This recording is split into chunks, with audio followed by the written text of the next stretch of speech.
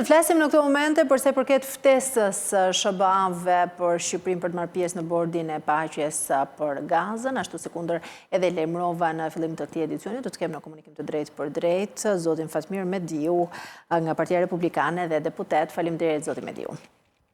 Faleminderit juve. Zoti Mediu, pse mendoni se Donald Trump e ftoi kryeministrin Rama në këtë bord? Po unë mendoj që do thënë politika jashtme nuk mund të ridikulizohet deri në këtë lloj terexheje. Presidenti Trump do të ndërtojë një bord i cili të merret për çështjet e paqes për shkak të politikave që edhe është adresuar disa shteteve, të cilat përveç se anës së pjesëmarrjes kanë dhe obligimet e tyre përse janë aty dhe çfarë përfaqësojnë aty. Nëse ne arrim tek bindja që Trumpi ka ftuar Ramën se është mendje ndritur dhe Shqipëria nuk kontribon dot në asnjë, mendoj që do të thënë jemi gabim në analizën që bëjmë, por është një gjë krejt e pavlefshme dhe do të thënë është e kohë që ta diskutojmë apo të kemi një debat rreth kësaj çështjeje. Është ftuar çdo lloj shteti që ka ofruar një lloj mundësie për të bashkëpunuar dhe për të kontribuar. Pastaj elementet e këtij bashkëpunimi dhe kontribimi padyshim që janë elementë që duhen parë. Shqipëria është vend antar i NATO-s, por nuk janë ftuar jo vetëm vendet anëtare të NATO-s dhe vendet tjera të cilat s'kanë lidhje me NATO-n apo janë edhe në qëndrime të cilat vinë shpesh ndesh me interesat strategjike të NATO-s. Kjo është politika e Trumpit për të arritur që të ndërtojë një institucion të një marrëdhënie ndërkombëtare e cila do të ka në qendër Shtetet e Bashkuara të Amerikës, ka shpinë e bardhë dhe rreth kësaj të bashkohen padyshim do në shtetet për të arritur në disa ide, qëndrime dhe interesa siç i ka prezantuar Trumpi America First. Tani, zoti Mediu, përpos asaj që komentohet pra nga opozita që mundohet ta relativizoj këtë situatë, por nëse e lexojmë dhe komentojmë drejt siç është ky fakt, sa e ndikon ky moment pozitën e kryeministrit Edi Rama? Në të shpikpamje ndikon pozitën tonë që ta marr pyetjen pak më. Sa rëndësi ka për pozitën e tij kjo ftesë? Po mos më intereson fare pozita e Edi Ramës, më intereson pozita e Shqipërisë. Edi Rama nuk e shikoj si individ, Edi Rama e shikoj si kryeministër të vendit. Pavarësisht se kanë kontestimet e mia se është kryeministër nëpërmjet manipulimit të zgjedhjeve. Dhe në këtë pikpamje çështja duhet shtruar se sa interes ka Shqipëria. Për gjitha mekanizmat që mund të përdoren për të lartësuar figurën e vendit personale, për të ulur figurën e vendit, këto pastaj janë mekanizma të cilat nuk vinë interes as tuaj, as timin dhe as interesat të Shqipërisë dhe shqiptarëve. Edhe kam dëgjuar dje edhe fjalimin që u bajt nga përfaqësuesi i majorancës në kuvend që këtu nuk u ftuar Shqipëria për shkak të pozicionit dhe interesave gjeopolitike, nuk u ftuar Shqipëria, po u ftua vetëm Edi Rama.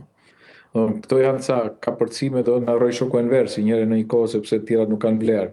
Ajo që unë dua të them është kjo që një kryeministër shqiptar të takohet me presidentin e Shtetit Bashkuar të Amerikës, kjo nuk duhet parë si një gjë anormale. Por ajo që duhet parë normale në politikën e jashtme që ftesë dhe takim është një takim që organizohet në Shtëpinë e Bardhë ose një vizitë e presidentit amerikan që vjen në Shqipëri. Këtë quhet një raport bilateral nga pikpamja e politikës jashtme dhe nga pikpamja diplomatike, gjë që e cila nuk ka ndodhur. Përveç asaj janë të gjitha mesazhet që vinë nga shtetet partnerë dhe në mënyrë të veçantë Shtetet e Bashkuara të Amerikës. Mesazhi i Shtetit Bashkuar të Amerikës ka qenë lufta kundër krimit të organizuar, kundër korrupsionit, ka qenë mesazhi kundër karteleve të drogës. Dhe këto nuk zhvillohen në një terren bosh, flitet për Shqipërinë. Dakor? Dhe për sa kohë flitet për Shqipërinë, do të thotë që përgjegjësitë në raport me çështjet e zhvillimit jashtëmase të lidhjet të kartelit të drogës, krimit të organizuar me qeverisjen janë çështje e problemeve të qeverisë shqiptare. Nuk janë çështje që vijnë nga jashtë. Janë çështje që burojnë nga mënyra e qeverisjes, injorimi i ligjit dhe injorimi i institucioneve, i cili është evident i dukshëm në Shqipëri. E qartë, ndërkohë edhe vetë krijimi i këtij bordi zoti Mediu është parë me skepticizëm dhe ka ngritur shqetësime se po krijohet një linjë e re si ajo e OKB-s. Në fakt, apo shkojmë drejt një ndryshimi të kësaj natyre, mendoni?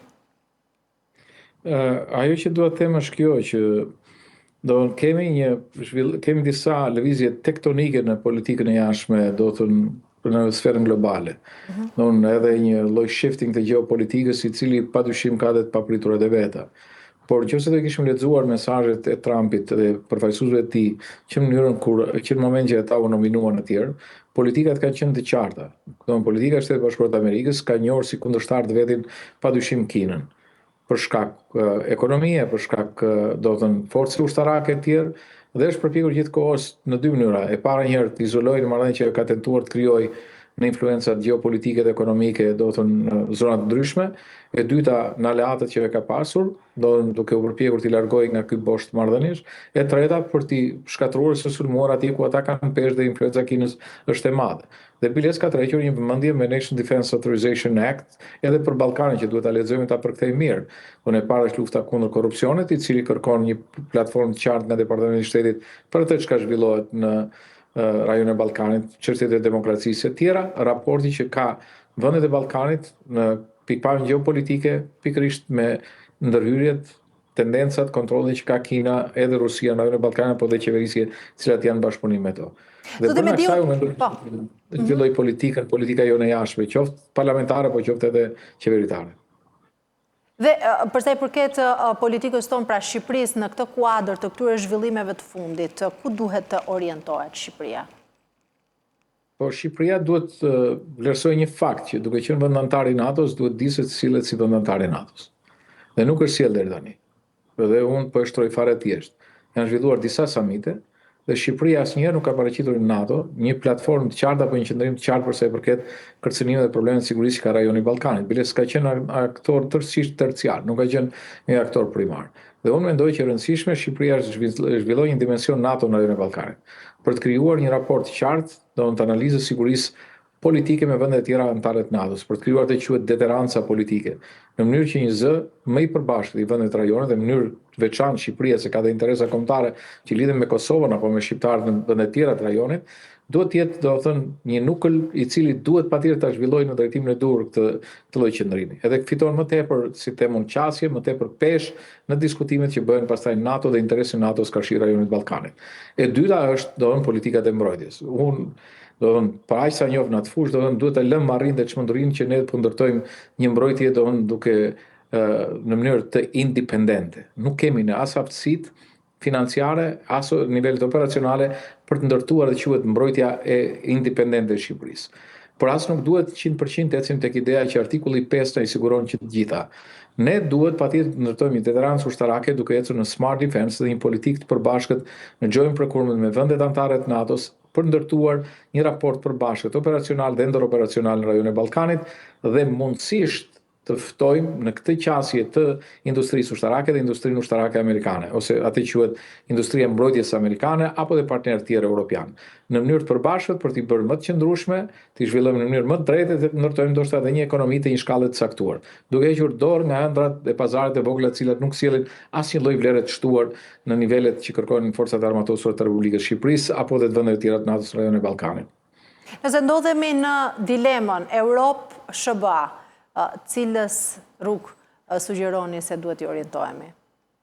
Shikoj, para unë nuk mendoj që ka dilemë që mund të flitet shumë sot, por ne jemi vend antar i NATO-s. Dhe që qenë vend antar i NATO-s, do të thënë roli i Shtetit Bashkuar të Amerikës është jashtëzakonisht i rëndësishëm. Duke parë historinë tonë politike, do të thënë të zhvillimeve në rajonin e Ballkanit, interesin shqiptar, Shtetet Bashkuara të Amerikës kanë qenë krahun tonë gjithkohës. Por këtë kemi marrë për granted, nuk kemi zhvilluar në nivel të tillë që të kuptojmë pse dhe si mund zhvillohet në teje. Dhe unë i përmenda disa faktorë që duhet ndoshta të tërheqin një vëmendje, do të thënë klasë politike shqiptare dhe të qeverisë se si duhet qaset.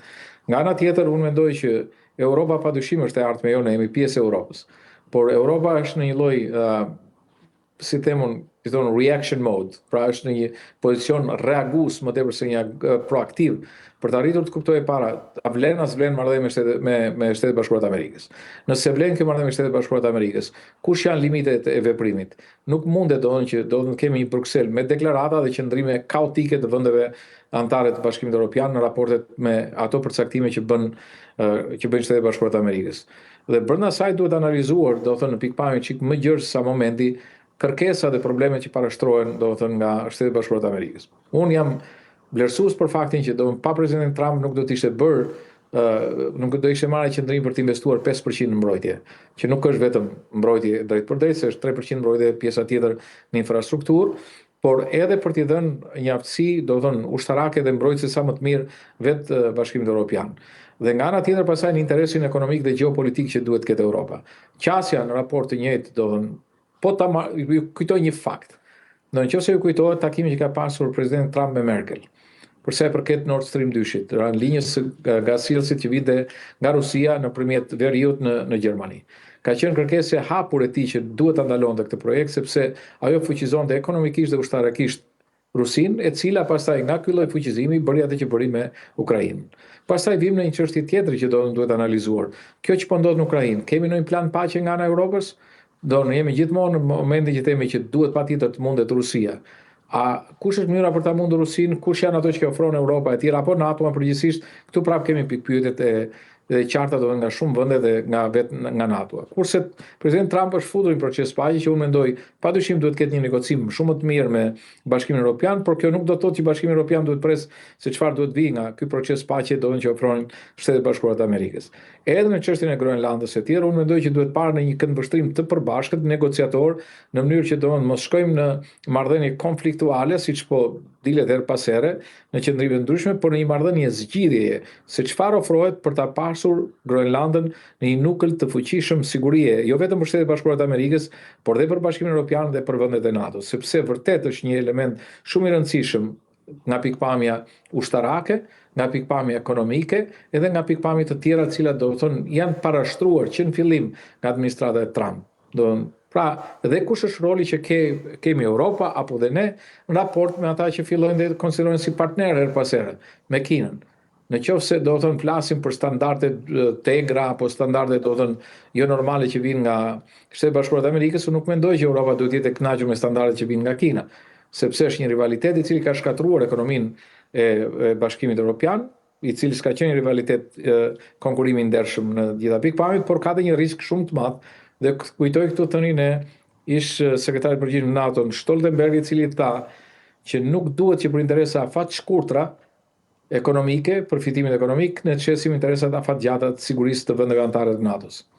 E qartë, zoti Mediu, një pyetje të fundit, duke parë politikën amerikane të administratës Trump në tërësi, pra jo vetëm në raport me Europën apo me Ballkanin, por në këtë rendin e ri global që duket se po merr pra një rrugë tjetër. A është sipas mendimit tuaj çdo gjë e ndërmarrë e drejtë dhe në këtë ekuacionin e ri botror Ballkani ku hyn?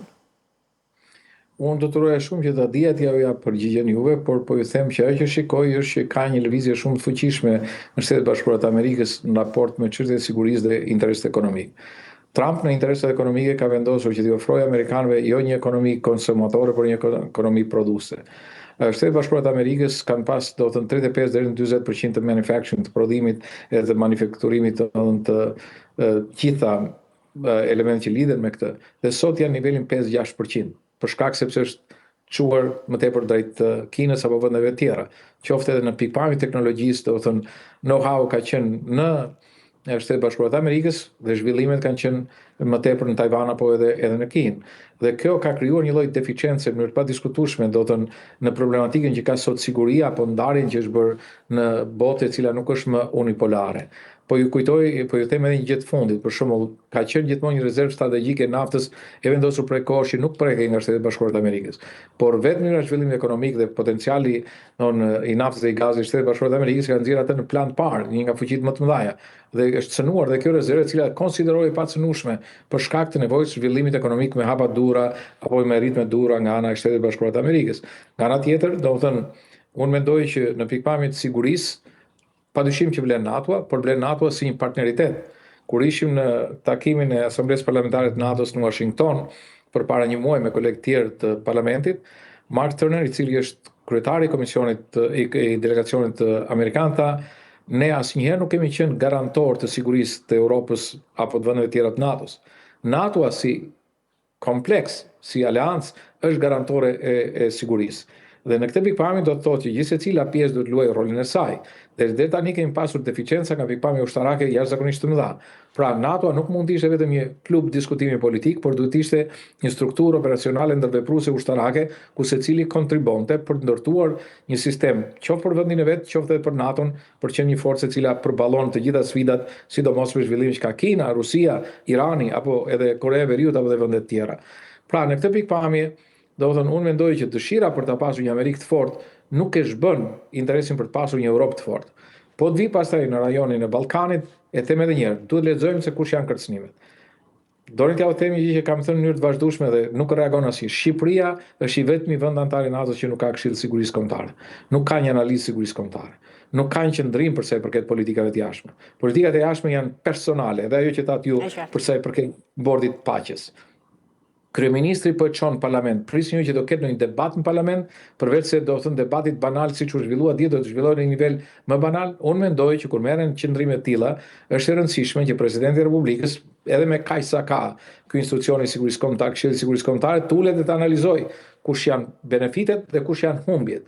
Se në qoftë se ta marrim në një këndvështrim tjetër, Shqipëria si vend i vogël është interesuar për institucione të fuqishme mbar botërore të cilat garantojnë disa elementë të zhvillimit demokratik apo të paqes. Dhe në këtë pikpamje ne duhet shikojmë se kush është vendi jon. Dhe po e mbyll me një gjë.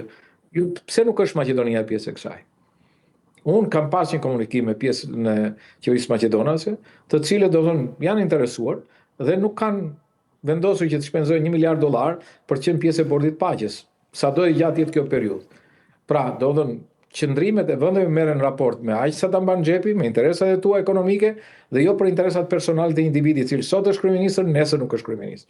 Dhe këtu duhet të ketë çik më tepër transparencë. Keni dëgjuar ju se çfarë roli do ketë Shqipëria në këtë proces? Keni dëgjuar se çfarë kontributi mund të ketë Shqipëria në këtë proces? Shqipëria s'ka paqe ndër vete, po ikin shqiptarët nga Shqipëria, do ka ikur më shumë se sa gjysma, dhe nga ana tjetër duan të kthejmë palestinezët në Gaza, do është për pak qesharake politika jashtme e vendit tonë, do vetëm me deklarata pa thelb, pa përmbajtje, pa interesa kombëtare të tjerë. Vetëm ecim sipas asaj që do të ofrohet për të krijuar një percepcion që shiko këtu pa një njeri prishet çdo gjë. Nuk është kështu. Interesat e Shqipërisë janë ato të cilat e bëjnë faktorin ndërkombëtar që si sillen me ne. Individët e qeveritarët prishin ose rregullojnë këtë raport. Jemi vendantar i NATO-s, sillemi si vendantar i NATO-s. Zoti Mediu, faleminderit shumë që ishe në këtë komunikim të drejtë për drejtë. Kënaqësi.